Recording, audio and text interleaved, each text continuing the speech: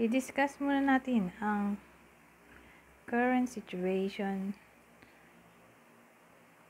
para malaman natin kung para sa iba ang reading o hindi. Dito side mo at dito naman ang side ng kadaboson.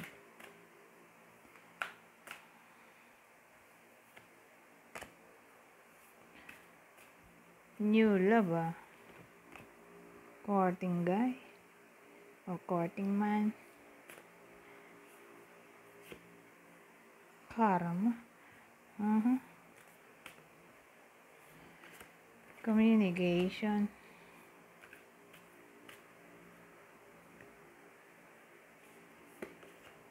Ice Queen. Communication Ice Queen. Ano ba to?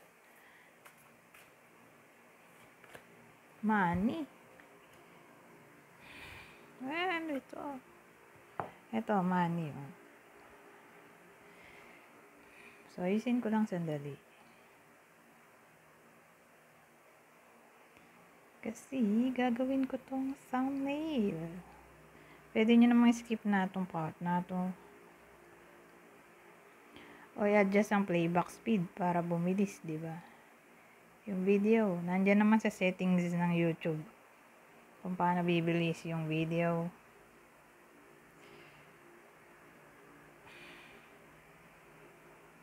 Pero tingin ko okay na.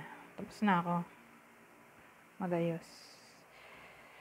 So, magsimula tayo. Diyan tayo sa una, sa taas.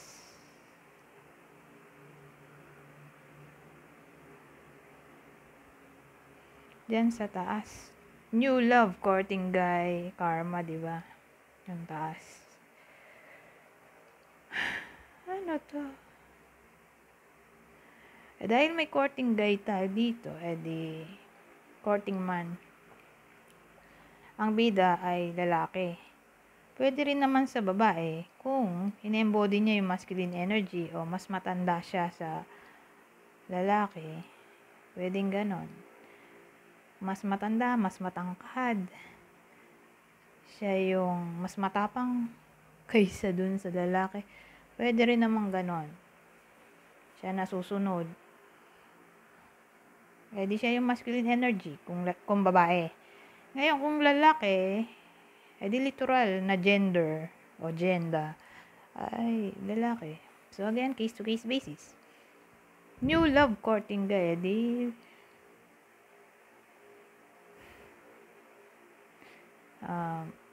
bago lang yung relasyon. Pero ano to third party situation.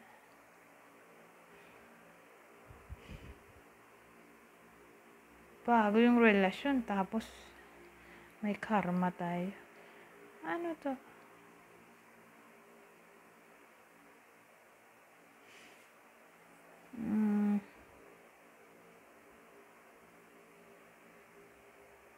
So, pag may karma, di obviously, karmic connection in a way na nag-meet na kayo sa past life. Tapos nag-meet kayo ulit dito sa present life para tapusin ang unfinished business.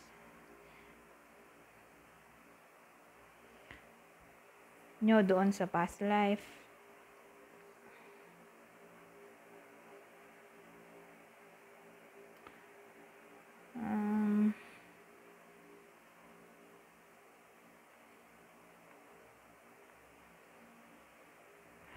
Ngayon, kung pupunta tayo dito sa baba, eto person mo.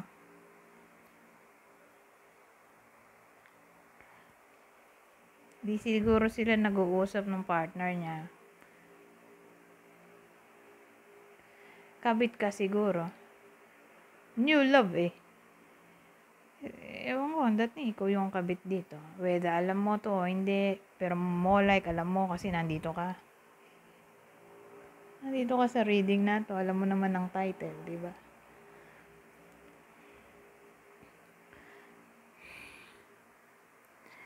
Hindi sila nag-uusap ngayon, kasi Ice Queen, communication, code to, communication. May problema sila sa pera. nowadays. Ngayon,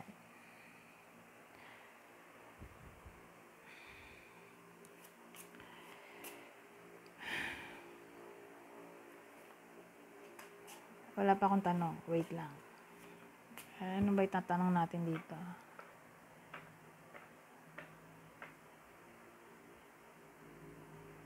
Ang dating kasi, yung attention nitong partner mo nasa iyo.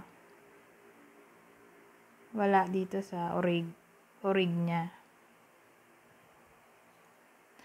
Anong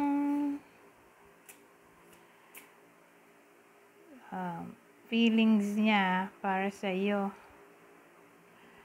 At dito sa orig niya. Okay? Teka, baliktad. Ano ba ito? Wait lang. Hindi ako nagbabasa ng baliktad. Depende kung may kodigo. At itong deck lang na to. Ito. Ito lang yung binabasa ko ng baliktad. Saka itong tarot na to, may kodigo naman eh. The rest, hindi ako nagbabasa. Nalilito kasi ako. Dito naman, masyadong negative. Example. O, di ba nakatakot yung itsura? Negative yung upright. So, kailangan kong aralin yung reverse meaning para maging positive yung meaning. Pero dito na tayo. Anong feelings niya sa'yo, di ba? At dito sa orig.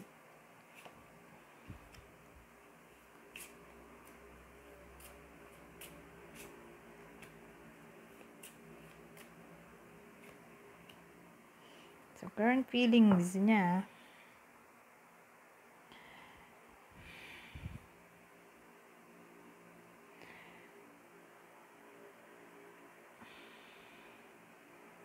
Well, nahihirapan siya sa sitwasyon kasi nga kasal siya o may original siya, di ba? Nahihirapan siya na patuloy na makipag-communicate sa iyo. Although gusto niya, kaya lang nga may sabit, di ba?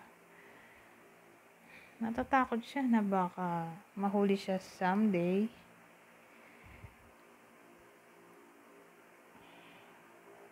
Ganon dating.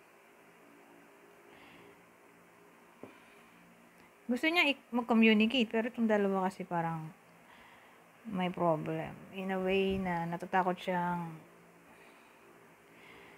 ipagpatuloy ang secret ng relasyon niya. Ngayon, dito tayo sa baba. So, yan yung sa iyo. Ito sa baba. Yan yung sa partner niya na orig.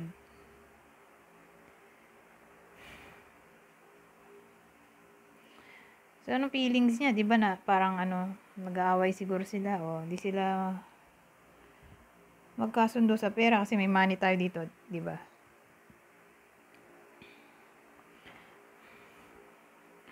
Pero kahit ganon, gumagawa naman ng way yung orig na ayusin yung kanilang relasyon.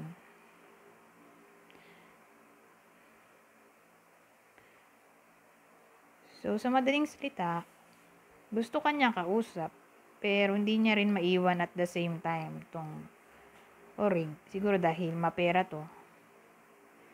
O may napapala siya dito. Wala siya sigurong trabaho. Dumidepende siya dito sa orig. Pwede rin ganon. Ewan ko. For some reason, hindi siya makawala. Kasi may tower tayo dito. So, iniisip ko, kasal siguro sila.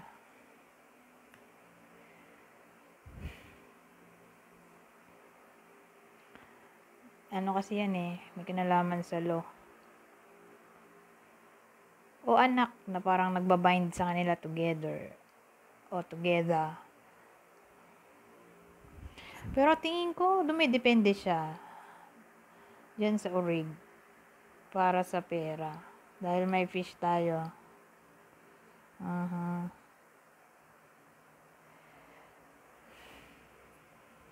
Lalo na kung wala nga siyang work, yung person mo, o maliit yung sahod niya.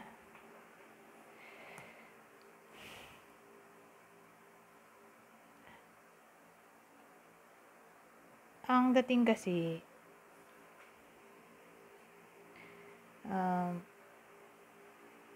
gusto niya ipagpatuloy yung connection nyo hanggat hindi nalalaman ng urig yung relasyon nyong dalawa.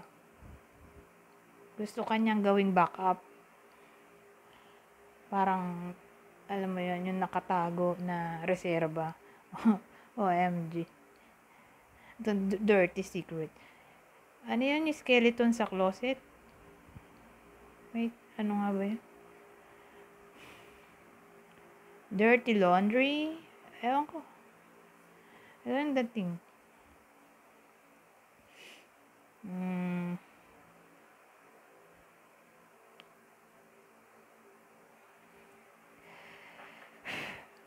Nag-enjoy siya na marami siyang attention.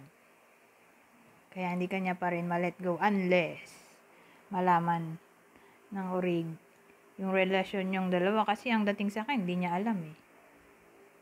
Pero alam mo. Oh my God. Alam mo, kasal na to. Oh, may anak na siya. Oh, in a relationship na siya. Alam mo rin, nakabit ka. Ganyan dating dito. Pero yung urig, wala siyang alam tungkol sa'yo. Anong future ng connection yung dalawa?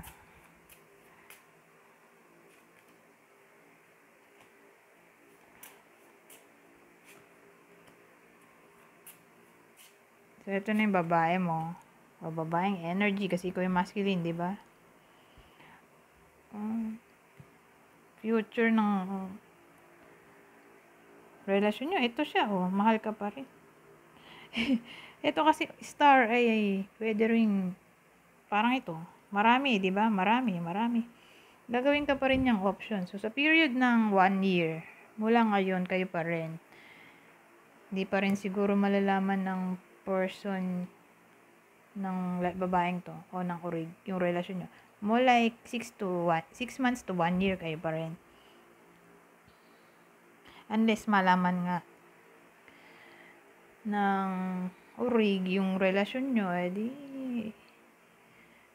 doon titigil, di ba? Pero sa nakita ko, itong dalawang to, wala kang laban. Nagsasayang ka lang ng panahon. Kung sakali man na malaman ng urig yung relasyon nyo, tingin ko ang pipiliin ng person mo ay yung urig. Sad to say. Kasi nakadepende siya eh. Ito, nakadepende siya dito sa urig para sa pera.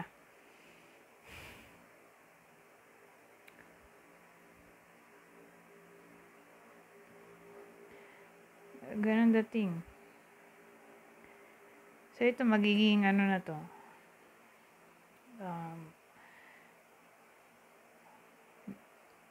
Sabihin natin, anxiety. Kasi maraming meaning ang isang card, di ba? So, natatakot siya, kinakabahan, na malaman ng urig yung relasyon nyo. Nai-stress din siya at the same time. Mahal ka naman yan, nakita mo naman. May heart dito. Pero again, dahil may star tayo, gagawin ka pa rin niyang reserba. Pagsasabayin niya kayong dalawa hanggat hindi siya nahuhuli. Pero pag nahuli na siya, edi goodbye na sa'yo. Sad to say.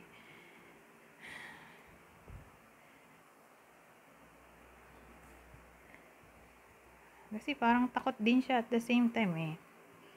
Na mawala sa kanya tong urig. Parang ginawa ka lang niyang toy. Ano ba yan?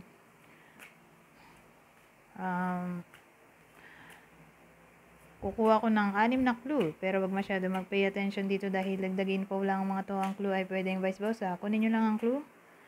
Nasa tingin nyo para sa inyo. So, ang clue natin pwedeng tumama sa'yo, sa puso mo, at sa orig niya. Sagittarius, Pisces, Leo, dalawa pala to. Ito, Scorpio, Aries, ito, Sagittarius, Gemini.